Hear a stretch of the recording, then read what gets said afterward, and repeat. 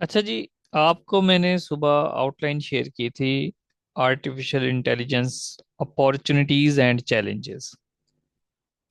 पहले हम थोड़ी सी आउटलाइन डिस्कस करेंगे। ठीक है, वैसे हम उसको आउटलाइन का तरीकाकार देख चुके हैं, लेकिन हम देखेंगे कि किस तरह से हमने क्या क्या पॉइंट्स लिखे थे, कौन कौन सी केस स्टडीज लिखी थी। पहले हम वो देखेंगे।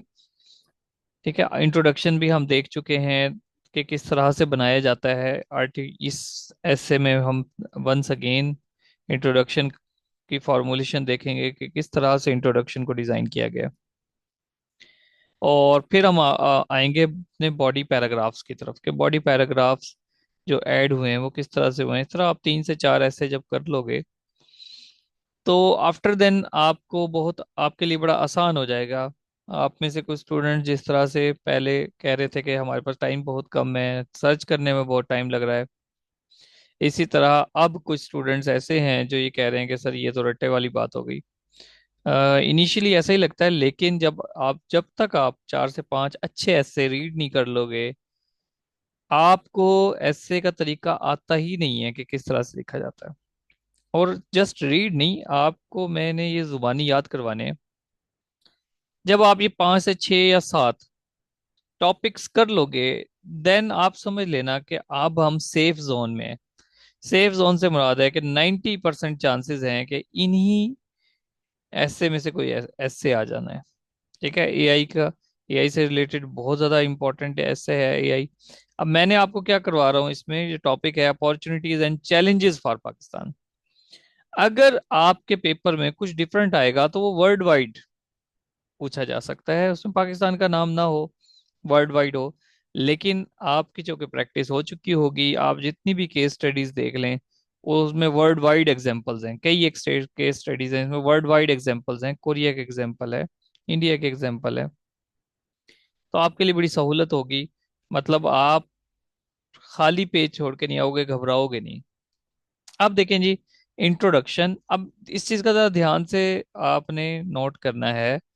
कुछ चीजें ऐसी हैं जो मैंने यहाँ पर आपको नोट्स में भी प्रोवाइड कर रहा हूँ, पढ़ाते हुए भी दिखा रहा हूँ, लेकिन आपने पेपर में उस तरह से नहीं लिखनी। वो जस्ट आपको समझाने के लिए है। जिस तरह आप जब आउटलाइन का इंट्रोडक्शन लिखोगे तो उसमें थीसिस स्टेटमेंट लिखोगे, ये आपकी थीसिस स्टेटमेंट है, जिसमें आप उसके चैलेंज को कबूल कर रहे हो और कह रहे हो हाँ भाई ये मसला है। ठीक है, ये मसला है। ये जो थीसिस स्टेटमेंट है ना, चलो मैं इसको यहाँ पर ये इफेक्ट डाल देता हूँ, स्ट्राइक थ्रो डाल देता हूँ। ठीक है, ये थीसिस स्टेटमेंट है, ये सारी थीसिस स्टेटमेंट है। और थीसिस स्टेटमेंट भी आपने इंट्रोडक्शन में लिखनी है, आउटलाइन के इंट्रोडक्शन में। थीसिस स्टेटमेंट एक कॉम्प्लेक्स सेंटेंस होता है, आप इसमें ये स्ट्रक्चर गौर करें, मैं इसको बड़ा यूज करता हूँ। हाउ एवर और उससे पहले का। ठीक है, इससे पहले सेमीकोलन है और हाउ एवर के बाद कोमा है। ये एक कॉम्प्लेक्स सेंटेंस की शेप बन गई है। थीसिस स्टेटमेंट हमेशा एक कॉम्प्लेक्स सेंटेंस की सूरत में होती है। खैर, हम हमसे पूछा उसने क्या है कि भाई ये बताएं कि अपॉर्चुनिटीज कौन सी हैं और उसमें चैलेंजेस कौन से हैं। जिस तरह से क्लाइमेट चेंज में उसने पूछा था थ्रेट्स कौन से हैं और वे फॉरवर्ड क्या है। ठीक है, थ्रेट और वे फॉरवर्ड हमने कॉजेज वैसे बता दिए। इसी तरह इसमें इसने अपॉर्चुनिटीज पूछी हैं, चैलेंजेस पूछे हैं। चैलेंजेस मतलब थ्रेट्स, ये उसको अगर रिलेट करो तो अपॉर्चुनिटीज मतलब वे फॉरवर्ड। तो हम इसमें सजेशंस जो हैं वो अपनी तरफ से ऐड कर देंगे। कॉज तो नहीं है, कुछ जरूरी नहीं है, लेकिन आप सजेशन ऐड कर देंगे वो पाकिस्तान से रिलेटेड जो उसने नहीं पूछी। तो बहरहाल देखते हैं जी, what is AI and its kind, ये हमने खुद से अपनी तरफ से पैराग्राफ ऐड किया है। अपॉर्चुनिटीज क्या है पाकिस्तान की जनाब? पाकिस्तान के एक तो नंबर वन अपॉर्चुनिटी है, पाकिस्तान कौन कौन सी अपॉर्चुनिटीज पाकिस्तान के लिए हो सकती हैं एआई को फॉलो करने में? एजुकेशन सिस्टम को ट्रांसफॉर्म कर देगा पर्सनलाइज्ड लर्निंग की वजह से। केस स्टडी ऐड कर दी साउथ कोरिया की। रेवोल्यूशनाइजिंग, अब इसमें आपको ये प्रेजेंट पार्टिसिपल की फॉर्म मिलेगी इस ऐसे में। ट्रांसफॉर्मिंग, जब भी वे फॉरवर्ड लिखने हो तो आप सजेशंस लिखनी हो। ठीक है, अपॉर्चुनिटीज जो है ये भी एक तरह की, कि हम किस तरह, क्या अपॉर्चुनिटी क्या है पाकिस्तान के लिए। तो इसको आप प्रेजेंट पार्टिसिपल में लिखो। ये एक ही यानी कि सीक्वेंस से आ रहा है, ये ज्यादा इंपॉर्टेंट है। ट्रांसफॉर्मिंग, रेवोल्यूशनाइजिंग, बूस्टिंग, ये अपॉर्चुनिटीज हैं। Boosting education, health care department, agriculture department, precision farming, catalysing economic growth, enhancing national security, improving governance and public services, creating. ये मैंने 7 पॉइंट लिखे हैं, आपने 5 से ज्यादा नहीं लिखने, क्योंकि आपके हमारे पास टाइम होता है कम, हम 5 से ज्यादा नहीं लिखने। लेकिन देख लेना कि इसमें से जो भी याद रह जाए, 7 करोगे तो 5 याद रह जाएंगे। फिर चैलेंजेस क्या हैं, चैलेंजेस फॉर पाकिस्तान, ये हेडिंग नंबर, ये मेन हेडिंग 4 है, उसके बाद फिर 7 चैलेंजेस लिख दिए हैं। उसने पूछा भी ऐसे opportunities and challenges. Severe shortage of skilled, ये सिंपल स्टेटमेंट की सूरत में मैंने लिखा हुआ है। Severe shortage of skilled AI professionals, weak data protection and privacy laws, ethical concerns, bias and security risk. ठीक है, बज़ाहिर ये जो पॉइंट्स हैं ये अच्छे नहीं है बज़ाहिर, मैं आपको साफ बता रहा हूँ, क्योंकि ये सेल्फ एक्सप्लेनेटरी नहीं है। सेल्फ एक्सप्लेनेटरी होते हैं कि वो खुद बताएं कि ये किस तरह से एक चैलेंज है, याद रखना। लेकिन 3 वर्ड से ज्यादा हैं तो हम बस चल सकता है, पीपीएससी में एक नॉर्मल पेपर में ही चल सकता है। लेकिन मैं आपको फिर बता रहा हूँ, इससे भी बेहतरीन आउटलाइंस बन सकती हैं। लेकिन हमारी आउटलाइन थोड़ी एक्सटेंडेड हो रही थी, तो मैंने सिंपल सिंपल से ऐसे लिख दिया, ताकि आपको बताऊं कि अगर आपका दिमाग नहीं चल रहा है, देखिए मैंने तमाम स्टूडेंट को साथ लेकर चलना है, अगर आपका दिमाग नहीं चल रहा है तो आप सिंपल सिंपल से स्टेटमेंट्स भी लिख सकते हो। अस्सलाम वालेकुम सर। वालेकुम सलाम, हाँ जी।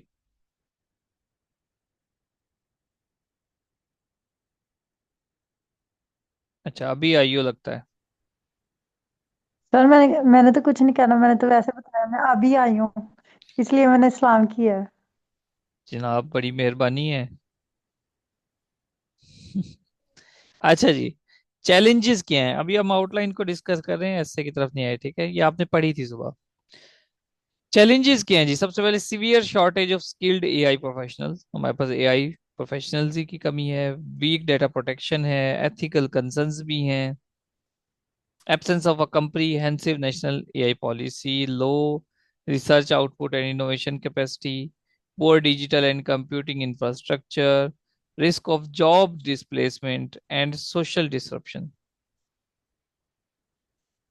जब देखो ये 2 पॉइंट मैंने आखिर में ऐड किए हैं, ये थोड़े से वीक हैं, इनके आर्गुमेंट, ये आर्गुमेंट वीक हैं, और इनकी केस स्टडीज भी इतनी ज्यादा अच्छी नहीं है।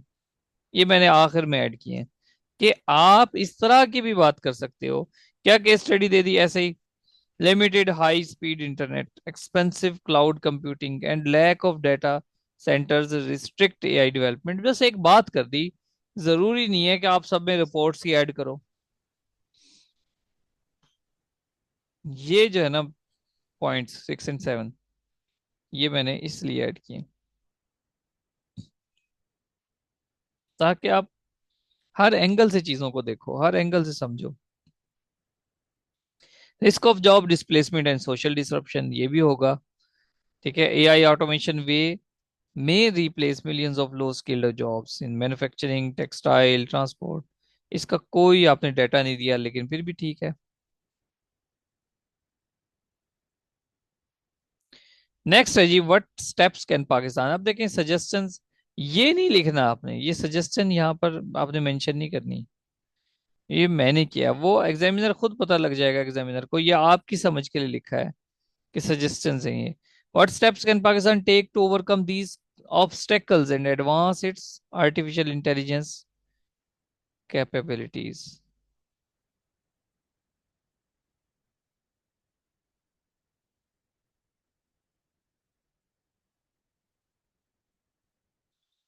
ठीक है जी, what can Pakistan take to overcome, Pakistan को क्या करना है। अब यहाँ पर सजेशन नहीं लिखी, क्योंकि हमने पैराग्राफ ही एक बनाना है, कि भाई मैम वैसे लिखी जा सकती हैं छोटे छोटे पॉइंट्स बना के, लेकिन छोड़ने कोई जरूरत नहीं।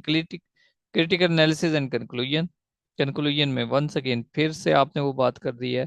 ये तकरीबन 500 वर्ड्स की बनती है आउटलाइन आपकी, इससे कम और क्या बनेगी।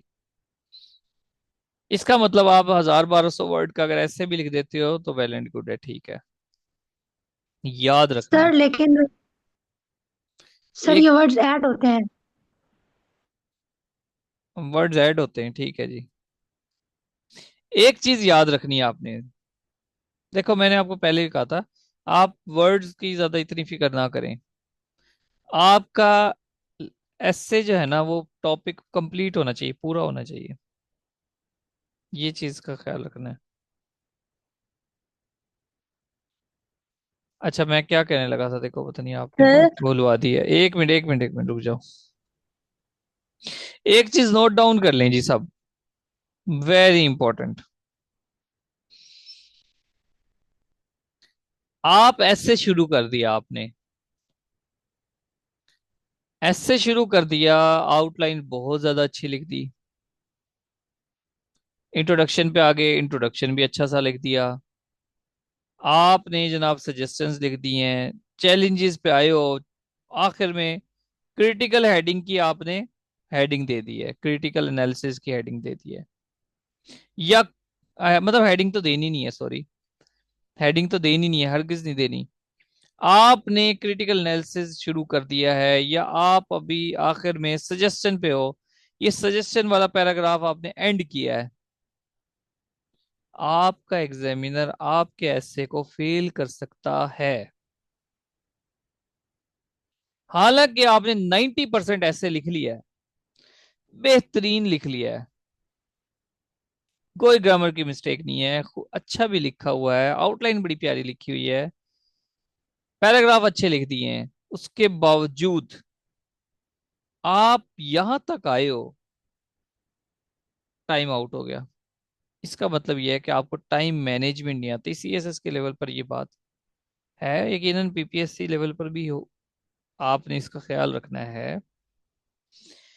मतलब क्या हुआ कि आपको टाइम मैनेजमेंट ही नहीं आती। हाँ भैया, अगर आपके पास टाइम शॉर्ट हो रहा है, आप चैलेंजेस कम कर दो, अपॉर्चुनिटीज कम कर दो, ठीक है, सजेशन का पैराग्राफ चाहे रिमूव कर दो, वो हमारा हिस्सा ही नहीं है ऐसे का, या 3 4 लाइन लिख दो, कंक्लूड जरूर करो, कंक्लूड जरूर करो।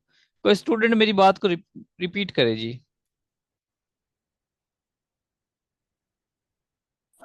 अस्सलाम वालेकुम सर। वालेकुम सलाम, हाँ जी नुमान। जिस तरह इसमें आपने ये बताया है कि अगर हम एक ऐसे के अंदर इंट्रोडक्शन भी अच्छा लिखाएं और आउटलाइन भी अच्छी लिखाएं, सुजेशन भी अच्छी लिखाएं, मतलब ईच एंड एवरीथिंग अच्छी हो जाए, लेकिन फिर भी अगर हमसे टाइम मैनेज नहीं हो और हमारा कंक्लूजन रह जाता है तो एग्जामिनर हमें फेल कर देगा। लेकिन अगर हम सजेशंस कम करने हैं और जो है ना वो जो दरमियान में कुछ फैक्टर्स हमने बयान करने हैं वो कम कर दें, लेकिन कंक्लूजन लिखा है तो वो ज़्यादा बेहतर है, क्योंकि टाइम मैनेज करना बहुत ज़रूरी है। एग्जैक्टली जी, हमने उसको कंक्लूड तो किया ना अपने ऐसे को, ये एग्जामिनर ने देखना है कि आपने विद इन टाइम कंक्लूड भी किया है कि नहीं किया। ठीक है जी, वेरी गुड नुमान, सर शाबाश। मतलब हम जी। सर सर मतलब हम टाइम पे नजर रखें, जब हमारे पास 20 15 मिनट रहते हैं, हम कुछ भी कर रहे हो सब कुछ छोड़ के कंक्लूजन पे आ जाएं। इस तरह भाग के भी नहीं आना कि आपका स्ट्रक्चर जो है ना वो नहीं खराब नहीं, लगे। हाँ, आपने उस हिसाब से टाइम कम होगा मैनेज तो करके हम बिल्कुल। तकरीबन एंड पे पहुंचे होंगे ना। तकरीबन लास्ट ही चल रहा होगा, जब हम मतलब थोड़ा टाइम रह जाएगा तो हम मतलब जो भी पैरा दिख रहे होंगे तो उसको शॉर्ट वर्डिंग में कर देंगे ना, शॉर्ट शॉर्ट ठीक है करके। ठीक है, और कंक्लूजन बिल्कुल ब्रीफ कर बिल्कुल देंगे, थोड़ा ज्यादा कर देंगे। बिल्कुल बिल्कुल बिल्कुल, ठीक है बिल्कुल। आपका कंक्लूजन खुद बताएगा कि मैं कंक्लूजन हूँ, ठीक है, आपका हर पैराग्राफ खुद बता रहा है, जी आपका इंट्रोडक्शन खुद बता रहा है कि मैं इंट्रोडक्शन हूँ, क्योंकि उसकी एक खूबसूरती है, उसका एक स्ट्रक्चर आपने बनाना सीखा है। ये देखें जी, artificial intelligence, opportunities and challenges for Pakistan.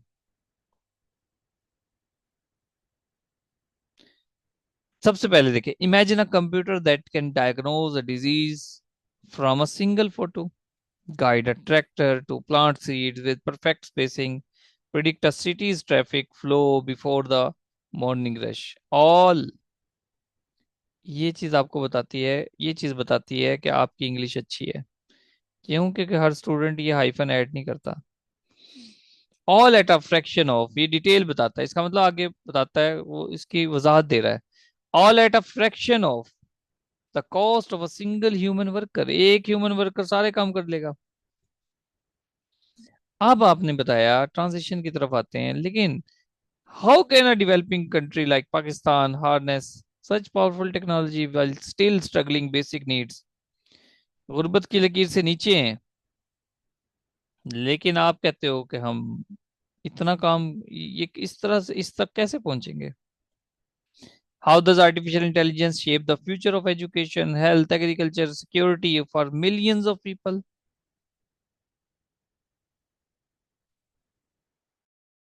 एक मिनट।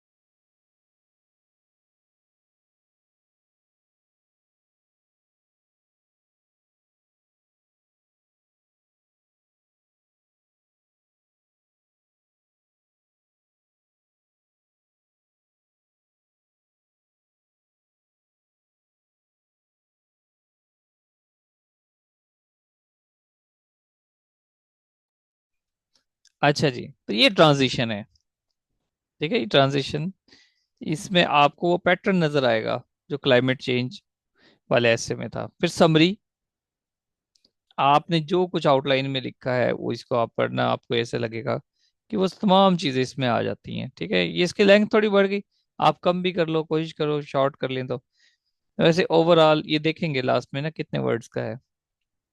फिर थीसिस स्टेटमेंट, दस while AI presents an unprecedented opportunities for Pakistan's development, realizing it will require, ये स्ट्रक्चर है, ध्यान से समझना, ये मैंने ऐड किया है, रियलाइजिंग इट विल रिक्वायर, ये वो स्ट्रक्चर है जो आप यूज नहीं करते, ठीक है। यहां से रियलाइजिंग कॉमा लगा के, realising it will require coordinated policy action, massive skill building and a commitment to ethical governance. फिर वन सेकेंड सेमी कॉलन के साथ उस थीसिस स्टेटमेंट को हमने रीफ्रेज किया है, ठीक है। थीसिस स्टेटमेंट में बातें वही होनी चाहिए, लेकिन वो रीफ्रेज हो जाए तो अच्छी बात है। Only then can the national, देखें ओनली देन वाला क्या कहते हैं इसको, स्ट्रक्चर है ये। Only then, only then can the nation. अब यहां पर गौर करें कि जब ओनली देन वाला एक्सप्रेशन आता है तो आप हेल्पिंग और पहले लगाते हो और नाउन बाद में लगाते हो। Only then can the nation turn this technological revolution into a sustainable path forward. अब कहने को बहुत अच्छा ऐसे लिखते हैं, लेकिन आप लोग यूज ही नहीं करते कुछ अच्छी इंग्लिश।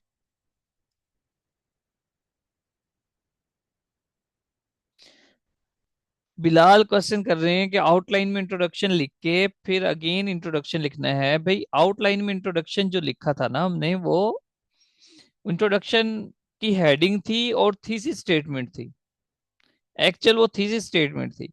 इंट्रोडक्शन जो हम लिख रहे हैं वो अब लिख रहे हैं, एक्चुअली एस्से का इंट्रोडक्शन अब लिख रहे हैं।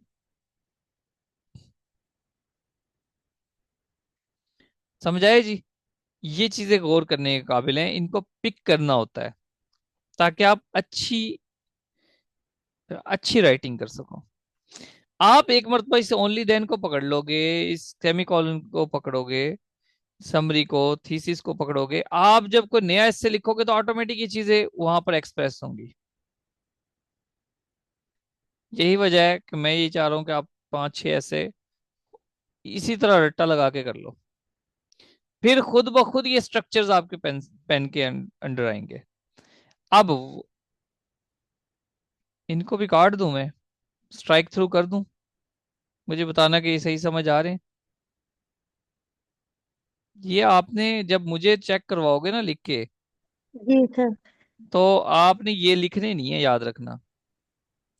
ये आपका ऐसे खुद बताए कि मैं मतलब इस तरह से आप ट्रांजिशन आ रही है थीसिस स्टेटमेंट, ये आपको समझाने के लिए मैंने लिखे हैं। ये मैं काट रहा हूँ ऐसे। What is sir AI? काटे ना, सर काटे ना। मैं देखो, मैं ये स्ट्राइक थ्रो कर रहा हूँ, ये समझ आ रहा है क्या लिखा है? What is AI and why does it matter? ये समझ आ रहा है? नहीं नहीं। नहीं समझ आ रहा? जी सर, सर आ गया। सर पढ़ा तो जा रहा पढ़ा जा रहा है ना? मैं ये चाह पढ़ा रहा हूँ, जा रहा है। कुछ इतने अच्छे स्टूडेंट हैं वो लाजमी ये दोबारा लिख देंगे। ठीक है, ये लिखना नहीं है आपने, हेडिंग्स नहीं देनी। व्हाट इज, चलो मैं जी हटा ही सर। देता हूँ बस, हटा देता हूँ, लेकिन ये आपने हेडिंग्स नहीं देनी। What is AI and why does it matter? इसको आप स्मॉल में लिख लो।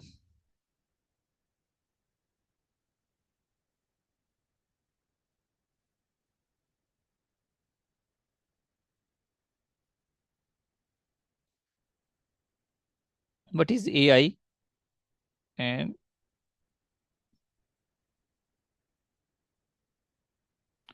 Why does it matter? ये हाँ आपने बताना है कि जी क्या इंपॉर्टेंस है। ये काफी बड़ा भी हो सकता था पैराग्राफ, लेकिन मैंने कहा कि हमने इसको थोड़ा सा क्लोज करना है। लेकिन यहाँ पे आप कनेक्टर्स का आपको यूज मिलेगा, मोर ओवर, कंसिक्वेंटली। ये चीज बताती है कि आपने उसको ग्रैब किया है, आपके रीडर को। AI its core all refers to machines that can perform tasks that normally need human intelligence, recognizing pattern, making decision वगैरह वगैरह, ये आपने उसकी डेफिनेशन कर दी है। The field, moreover, the field is usually divided into narrow AI systems designed for a specific job, generated AI, which would match human reasoning। ये सारी इसको डिफाइन कर दिया आपने, इसको भी आपको पता कितने कितना इसका, हाँ इसकी काइंड्स वगैरह लिखनी हो तो और ज्यादा लिख सकते हैं।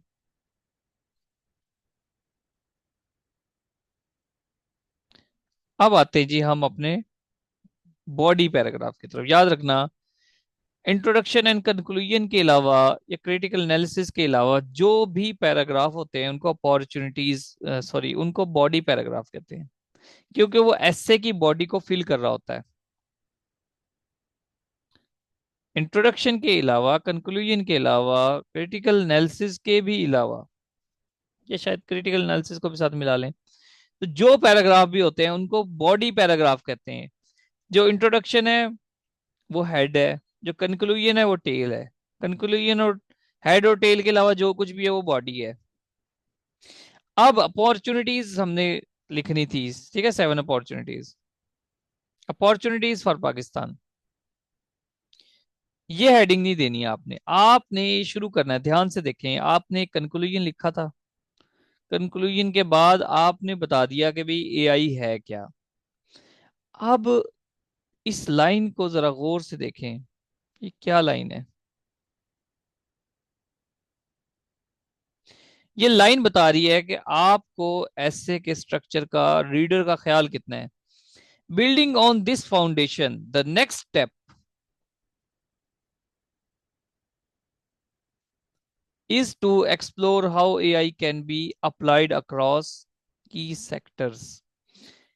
ये लाइन आपको बता रही है कि आप एक ऐसे ऑथर हो, एक ऐसे राइटर हो जिसको अपने रीडर का इतना ख्याल है कि आप उसको बड़ी सहूलत दे रहे हो।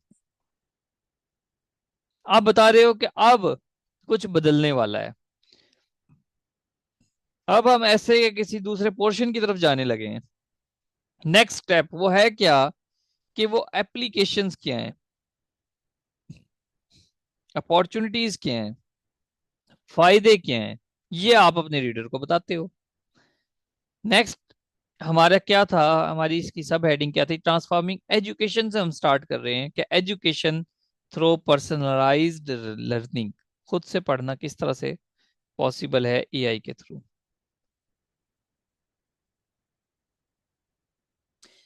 जो बॉडी पैराग्राफ का पहला सेंटेंस होता है उसको हम कहते हैं टॉपिक सेंटेंस।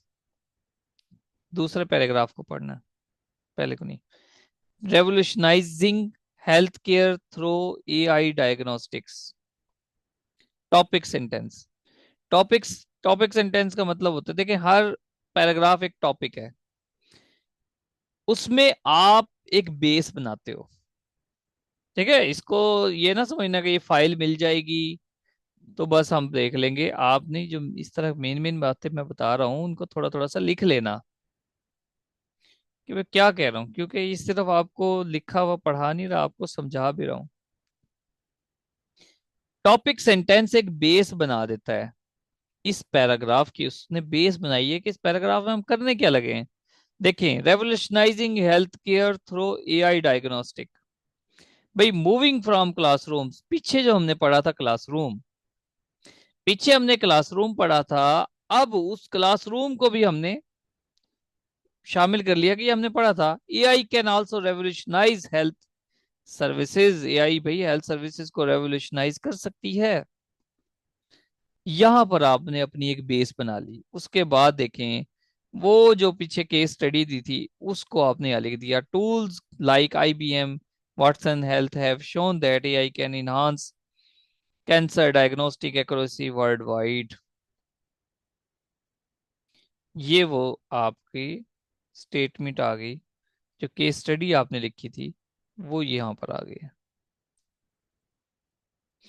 अब सबसे पहला सेंटेंस वो कि आपने बेस देखे, हेडिंग आपके जहन में, हेडिंग आपने बना ली है, ध्यान से समझना कि पैराग्राफ को लेके कैसे चलते हैं। पैराग्राफ खुद ब खुद बनता चला जाएगा अगर आपने उसकी जांच कर ली, तो उसको बनाना आपने खुद सीखना है, यहां से पढ़ना है फिर सीखना है कि इसको डिजाइन कैसे किया गया है।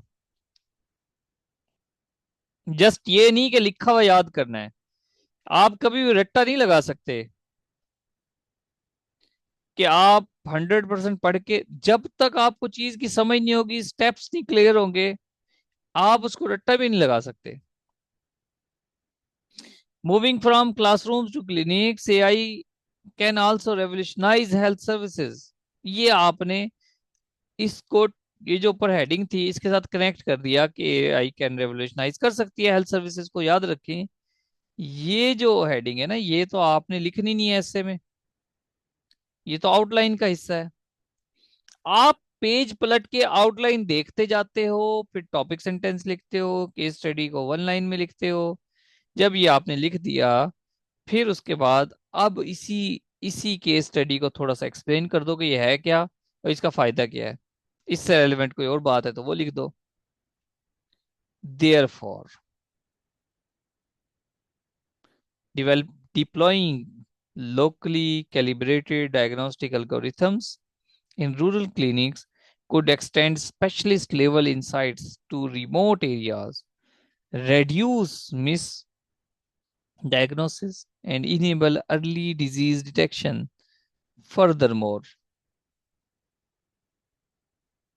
predictive models could forecast outbreaks, allowing authorities to respond more swiftly.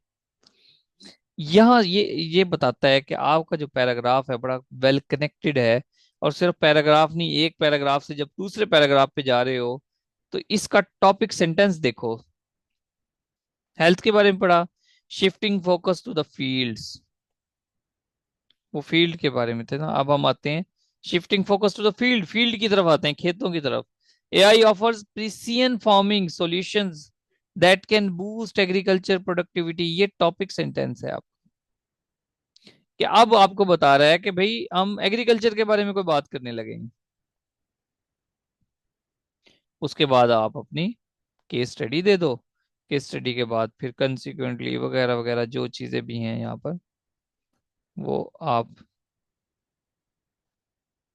पढ़ें कि क्या है। ये इस तरह से मैंने इसमें सजेशंस लिखी हैं। नीचे आ जाए चैलेंजेस। अब वंस अगेन चैलेंजेस।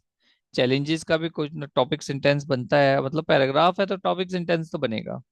बाज़ औक़ात आप रिपोर्ट से ही स्टार्ट कर देते हो, लेकिन थोड़ी सी बेस बननी चाहिए। जिस तरह यहाँ पे लिखा unlike, unlike European union GDPR, कोई बात नहीं। अगर आप टॉपिक सेंटेंस देखते हो तो वेल एंड गुड है, बेहतरीन है, जरूरी है, अच्छी बात है। ये आपकी बताता है कि आपने अपनी रीडर का ख्याल रखा है। Severe shortage of skilled AI professionals despite these opportunities several obstacles stand in the way. ये देखें चैलेंजेस फॉर पाकिस्तान क्या है जी। Severe shortage of skilled labour despite these opportunities, very important. आप अपने एग्जामिनर को बता रहे हो अब मेरी जितनी अपॉर्चुनिटीज थी सब मैंने एंड कर दी हैं। इस इस तीन वर्ड्स, ये जो तीन वर्ड्स हैं, इन्होंने बहुत अच्छा इंप्रेशन डाला है आपके एग्जामिनर पे, आपके रीडर पे, जिसने बात ऐसे सम अप कर दी है। उसने कहा कि despite these opportunities, in opportunities, ये ठीक है अपॉर्चुनिटीज हैं, सेवरल ऑब्स्टेकल्स भी तो हैं। अब आपने यहाँ पर चैलेंज, ऊपर चैलेंजेस यूज किया, नीचे ऑब्स्टेकल यूज किया, काबिल गौर बात है। Pakistan produces fewer than 5,000 AI expert each year, सिर्फ कंसिक्वेंटली ये सिर्फ दो सेंटेंसेस में भी पैराग्राफ एंड कर सकते हैं। Without expanding post graduate programme and remain retaining talent AI projects will suffer from chronic skill gap. एक और सेंटेंस ऐड कर दें इसमें, कोई बात नहीं। आपको याद रखना, ध्यान से समझना मेरी बात को, कोई सेंटेंस कभी वर्ड टू वर्ड याद नहीं रहता। इतना कोई केविन हॉर्सले नहीं है जिसको एक एक वर्ड एक एक सेंटेंस ऐसा सच याद हो जाए। आपने रीड करना है, बार बार रीडिंग करनी है, तो ये आपके जहन में ये इम्प्रिंट हो जाएंगे कि ऐसे लिखा हुआ था तो मैं इस तरह से मैं लिखूं। फिर ऑटोमेटिक आपकी राइटिंग में, याद रखना, आप अच्छा रीड करते हो तो अच्छी राइटिंग होती है। आप अगर अच्छी रीडिंग ही नहीं करोगे तो राइटिंग अच्छी नहीं होगी। यही वजह है कि जब मैं आपको पांच छह ऐसे जब करवा दूंगा तो आपके जहन में ये स्ट्रक्चर्स बैठ जाएंगे। फिर आप ना चाहते हुए भी कंसिक्वेंटली फर्दर मोर ओवर देयर फॉर आपको ये आपकी राइटिंग में नजर आएंगे। जिस तरह आपकी राइटिंग में दा नजर आता है ना, इस तरह ये कनेक्टर्स नजर आएंगे। ये सारे जनाब चैलेंजेस हैं, इनको आपने पढ़ना है, ठीक है, और मजीद इसको इंजॉय करना है, इस रीडिंग को इंजॉय करना आपने।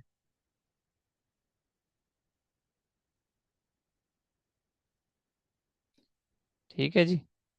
Steps Pakistan can take to overcome these opportunities.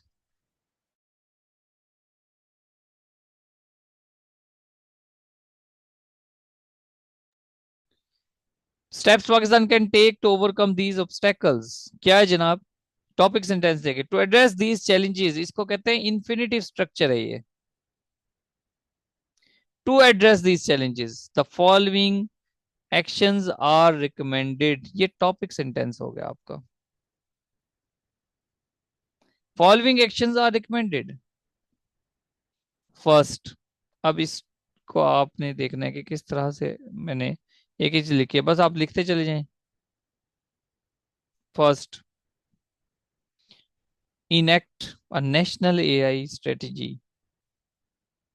that sets clear priorities, allocating funding, establishes governance structure across minorities. Second,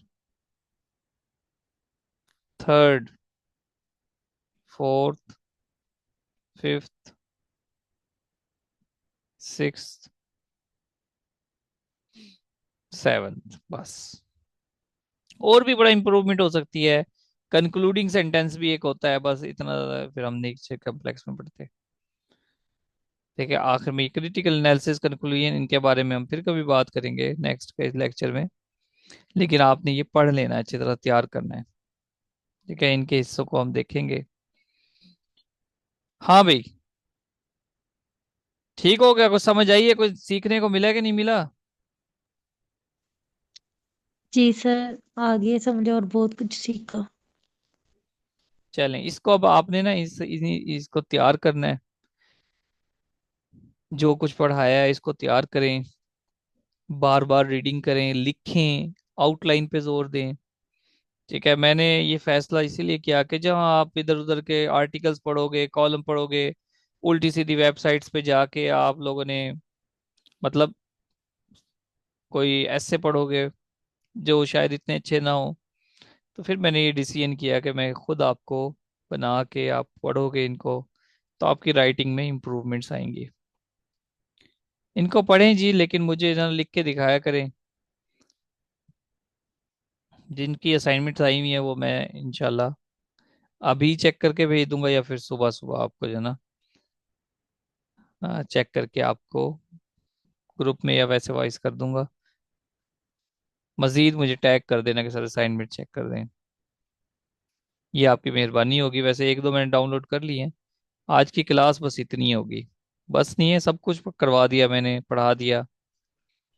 ठीक है, 3 घंटे जो मुझे लगे हैं, आपको मैंने आधे घंटे में, पौने घंटे में सब